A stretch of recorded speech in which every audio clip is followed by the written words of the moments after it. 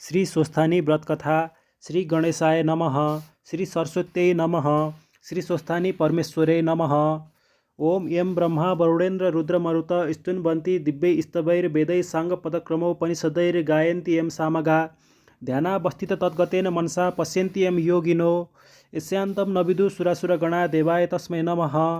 श्रीमच्चन्दन चर्चितो ज्वलवपु शुक्लाम्बरा मल्लिका मालालम कृतकुण्डला प्रबील सन्मुक्ता बलिशोभिता सर्वज्ञान निदान पुस्तकधरा रुद्राक्षे मालाकरा वाग्देवी वनदाम्बुजे वसतु मे त्रैलोक्ये माता चिरं मुखं करोति वाचलं पंगुं लङ्घयते गिरिं यत्कृपातमहं वन्दे परमानन्दमाधवं।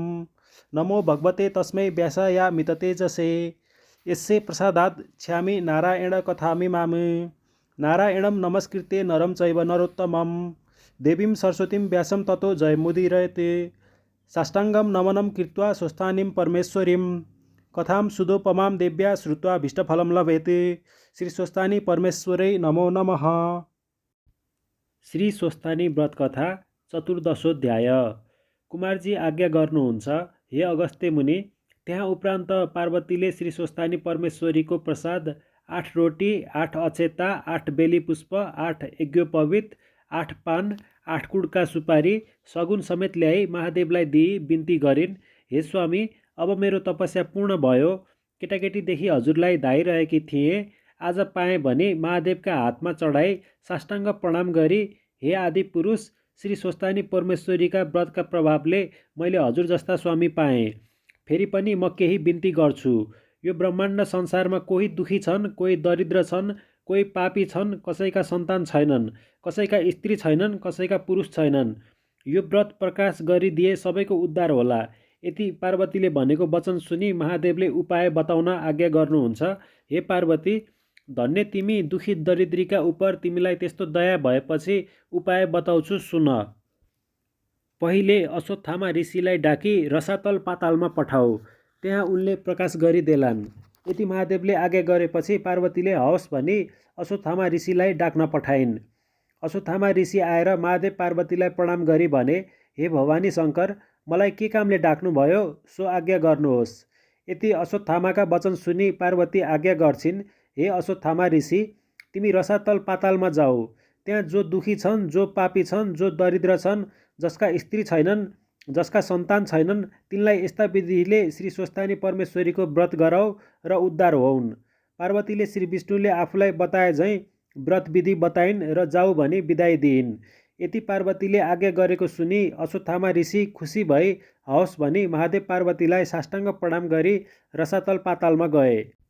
त्यहाँ उपरान्त एक दिन महादेवले पार्वती कत्तिकी चतुरी रहेछन् हेर्नु पर्यो भनी आफू कसैले नदेख्ने ठाउँमा लुक्न गए।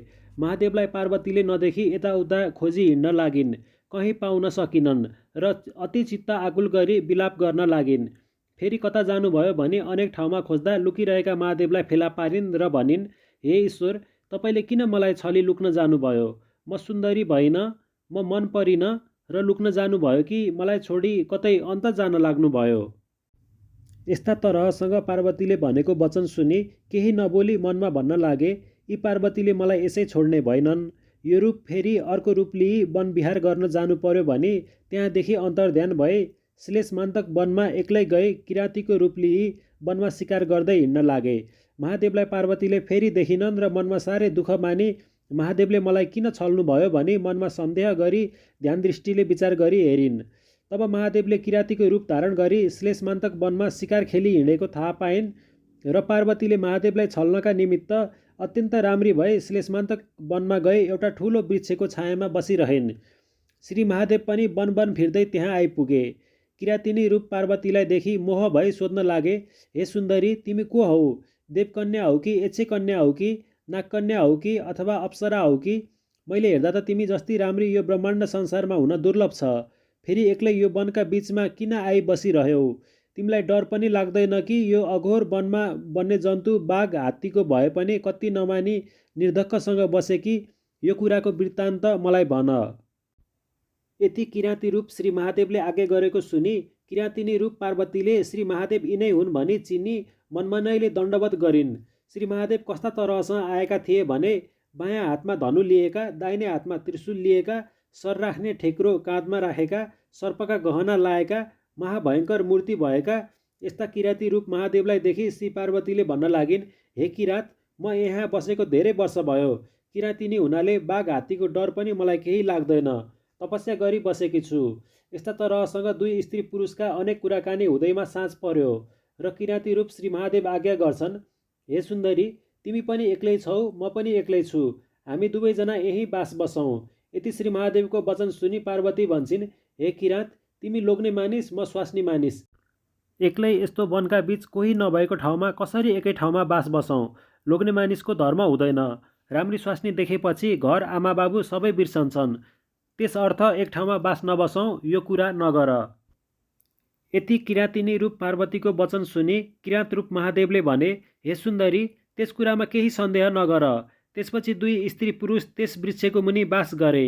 यस्ता तरहसँग बस्दा बस्दा केही दिन बित्यो र पार्वतीका मनमा यसै बसी कति निर्वाह गर्ने हो। यी भोलानाथ यसै बसी पनि भुक्तान गर्न पनि सक्छन्। अब केही जुक्ति गर्नु पर्यो भने मनमा विचार गरी महादेवलाई छली आकाशवाणी भएझैँ गरी भन्न लागिन्, हे ईश्वर, तपाईँले याद नराख्दा हामी ब्रह्मा विष्णु इन्द्रादिहरू सबैले साह्रै दुःख पायौँ। यसै बस्नुभयो भने हाम्रो उद्धार को गर्ला? हे करुणामय, हे विषमध्वज, कैलाशको चर्चा गरी हाम्रो उद्धार गरी रक्षा गर। यस्तो आकाशवाणी भएको सुन्दा अनि महादेवले यो कसका उप भन्यौ? म यहाँ आएको कसैले देखेको छैन भनी यताउता हेर्दा केही पत्ता पाउन सकेनन् र देवताहरूले भनेका होलान् भनी चुप लागि किराँतिनी रूप पार्वतीलाई नदेखी खोज्न लागे। तब पार्वतीले पनि केही थाहा नपाए झैँ गरी फलफुल टिपी खान लागेकी थिइन्। तब किराँत रूप महादेवले त्यहाँ पुगी भने, हे सुन्दरी, तिमीलाई खोज्दा कोही पाउन सकिन, कहाँ गएकी थियौ?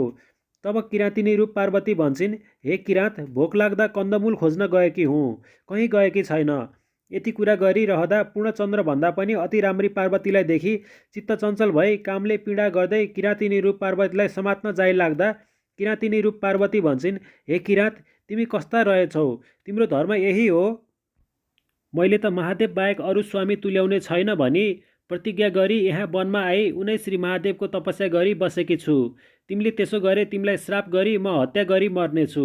यति किराँतिनी रूप पार्वतीको वचन सुनि किराँत रूप महादेवले आफ्नो ज्योति रूपधारी दर्शन दिँदै भने, हे सुन्दरी, तिमी त्यसो भन्छौ भने उनै महादेव म हुँ।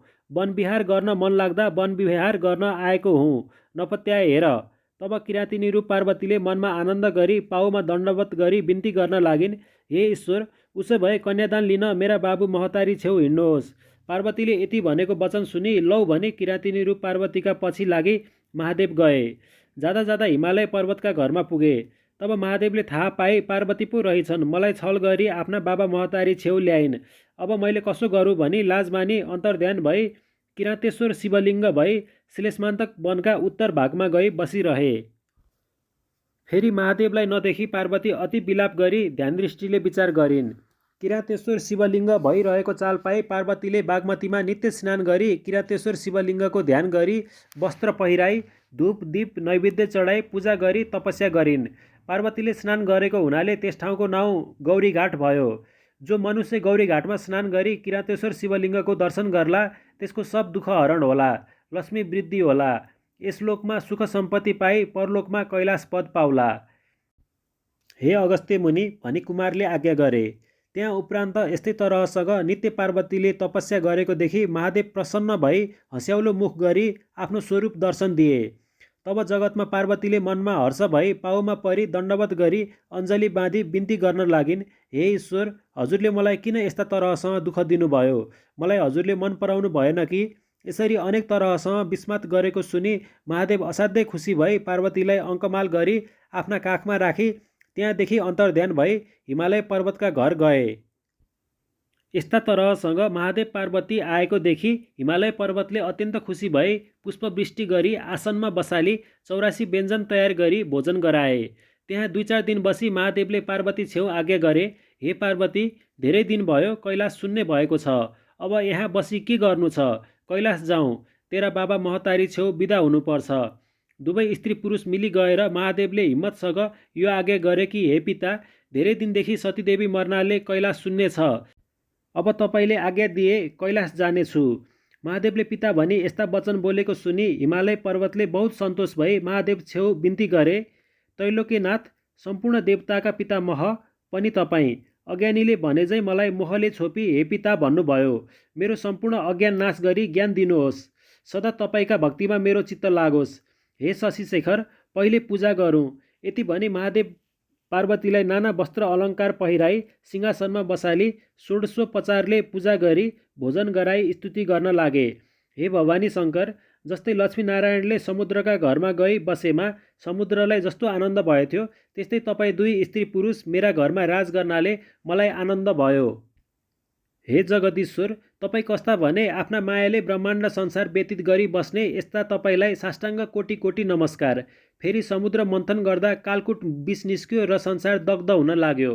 त्यो विष कण्ठमा राखी रक्षा गर्नुभयो र नीलकण्ठ भनी नाम रह्यो। यस्ता तपाईँलाई कोटी कोटी नमस्कार गर्छु। हे विश्वम्भर, फेरि आफूले सृष्टि गरी गरी आफूले संहार गर्ने यस्ता तपाईँलाई कोटी कोटी नमस्कार। हे परब्रह्मा, फेरि त्रिपुरासुर दैत्यलाई मार्दा तपाईँको सामग्री कस्तो भने पृथ्वी रथ, चतुर्देव घोडा, चन्द्र सूर्य रथको पाङ्ग्रा, ब्रह्मा सारथी, सुमेरु पर्वत, धनुष शेषनाग, धनुको ताँदो, विष्णुबाण गरी मार्ने यस्ता तपाईँलाई कोटी कोटी नमस्कार। हे युगेश्वर, ब्रह्मा पनि तपाईँ, स्थावर पनि जङ्गमयती तपाईँ, यमका यम पनि तपाईँ नै हो, नारायण पनि तपाईँ नै हो, सत्व रज तम त्रिगुण पनि तपाईँ नै, मृत्यु पनि तपाईँ नै, कालका काल पनि तपाईँ नै हो, गुणका गुण पनि तपाईँ नै हो, देवता पनि अनाथका नाथ पनि, विश्वरूप मूर्ति पनि, अन्त नभएका पनि तपाईँ नै हो, अष्टवसु पनि, द्वादश दित्य पनि, दिक्पाल पनि, ब्रह्माण्ड संसारमा सम्पूर्ण प्राणीका हृदयमा बसी पाप पुण्यको साक्ष्य भइरहेका पनि तपाईँ नै हो। हे वृषमध्वज, तपाईँको महिमा वर्णन गर्न चतुर्मुख ब्रह्माको पनि सामर्थ्य छैन, हजार जिब्रा भएका शेषनागको पनि गम्य छैन, मेरो कसो गरी होला। यस्ता तरहले हिमालय पर्वतले नाना स्तुति गरेको सुनि महादेव सन्तोष भई हँस्याउलो मुख गरी, हे पर्वतराज, तिम्रो भक्तिदेखि म सन्तोष भए, सदा मेरो भक्तिमा चित्त लगाई कैलाश पद पाए। अब हामी जान्छौँ भनी हिमालय पर्वत मेनका छेउ विदा भए वृषभमा चढी पार्वतीलाई काखमा लिई कैलाश पर्वतमा गई पार्थगणसहित आनन्दले रहे। ओम उपनयतु मङ्गल ओ सकल जगन मङ्गलालय श्रीमान दिनकर किरण निमोदित नवनलिन दल निवेक्षण श्रीकृष्णकाले बर्खतु पर्जन्ये पृथिवी सस्यशालिनी देशोऽयं क्षोभरहितो ब्राह्मणा सन्तु निर्भया अपुत्रा पुत्रिण सन्तु पौत्रिण निर्धना सधना सन्तु जीवन्तु शरदां शतं तत्रैव गङ्गा यमुना च तत्र गोदावरी सिन्धु सरस्वती च तीर्थानि सर्वाणि वसन्ति तत्र यत्राच्युतोद्धार कथा प्रसङ्ग या कुन्देन्दु तुषारहार धवला या शुभवस्त्रावृता या वीणा वरदण्डमण्डितकरा या श्वेतपद्मासना या ब्रह्माच्युतशङ्कर प्रभृति वीरदेवै सदा वन्दिता सा मां पातु सरस्वती भगवती निशेषजाड्यापहा कायेन वाचा मनसेन्द्रियैर्वा बुद्ध्यात्मना वा नुसृते प्रकृतिस्वभावात् करोमि यद्यत् सकलं परस्मै नारायणायति समर्पयेतत् अनन्यचेतसा भक्त्या श्रुतं यच्च कथामृतं समर्पयामि तत्सर्वं स्वस्थानीं परमेश्वरीम्। इति श्री स्वस्थानी व्रत कथा चतुर्दशोध्याय सम्पूर्णम्। स्वस्थानी व्रत कथाका बाँकी कथाहरू सुन्नको लागि हाम्रो च्यानललाई सब्स्क्राइब गर्नुहुन अनुरोध गर्दछौँ।